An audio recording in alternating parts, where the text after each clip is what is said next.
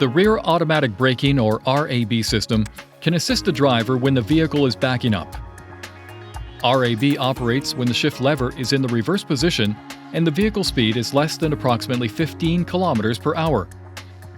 If a risk of a collision with an obstacle is detected when your vehicle is backing up, the RAB system warning indicator will flash in the vehicle information display.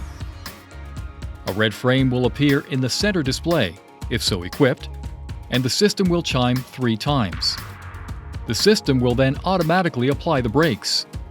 After the automatic brake application, the driver must apply the brake pedal to maintain brake pressure. To enable or disable the system, press the right or left arrow button until settings displays and then press the OK button. Press the up or down arrow button to select driver assistance and press the OK button.